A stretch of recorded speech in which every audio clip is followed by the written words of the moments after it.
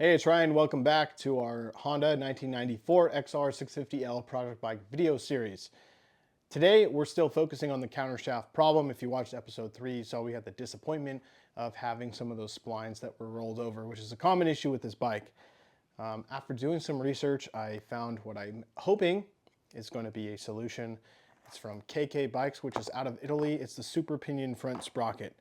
It's very thick, so it'll utilize all of the teeth that are still on the countershaft, or the splines rather. And we're hoping that putting this thicker sprocket on, it'll give us some ride time before we have to split the cases and all that kind of stuff. So in this video, expect to see an unboxing of this, which will be nice and simple. The cost, what it looks like, how it's going to be installed. We'll torque it up to spec, get it all installed with some moly grease, and we'll go from there. And we're hoping that that'll be it for the countershaft until it's time to completely replace it. So if you're returning, welcome back. If you're new, welcome, and we'll dive into it. So here is hopefully our solution to the spline problem. Again, this is the KKBike Super Pinion, and we'll do a little unboxing here. Made in Italy. And I'll tell you what, it might as well have been Amazon Prime because this thing got here super quick. Inside the box, the all-important sticker. And then here is the sprocket itself. You can see how thick it is. And then here is the one that I pulled off of the bike. So, I mean, look at the difference there. All right, so the price breakdown for this, the sprocket itself was €49, and then the shipping was €31. So if you are in Europe, you're going to save quite a bit of money, but here for me in California, the shipping was about the same cost as the product, but it got here quick, it got here safe, and that's what counts. The Allen heads on the sprocket that I took off the bike were 5mm. These ones on the KKBike are 4mm. All right, so here's the sprocket, and we have the plates removed. Show the slots on each side, and they just slide in. The bolts go in, and these little plates are what actually retain the sprocket onto the countershaft.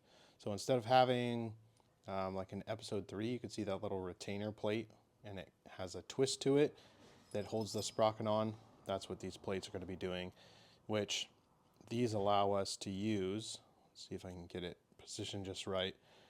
If you can see the gap, it gives us this whole ring of front teeth that sit on the front teeth of the countershaft, or splines rather. I keep saying teeth, but you know what I mean. All right, here's another look at the countershaft. If you watched episode 3, you saw I went through and checked the splines, and we definitely have some damage. But I've left it soaking in some WD-40 to try and break up some of that rust. I got some new wire brushes. We're going to clean it off. And this will kind of be a before and after. So here's the before. All right, so it's not perfect, but it is cleaned up.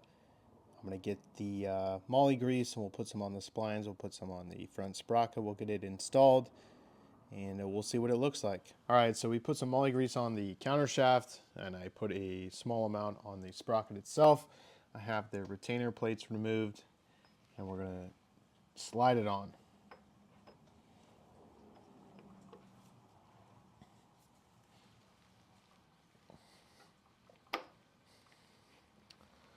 All right, so there's, you can see some of the excess grease coming out, which is a good sign. Look at that, it's sitting all the way up, actually a little over the shaft and the splines, which fine by me. The more the better for the bite. All right, so we're going to start on the right hand side, get the plate in, and then just for peace of mind, there's a little blue Loctite. The KKBike's instructions don't call for Loctite, but I don't know, that seems weird to me to not. So there's that side. Then we'll repeat the step on the left hand side.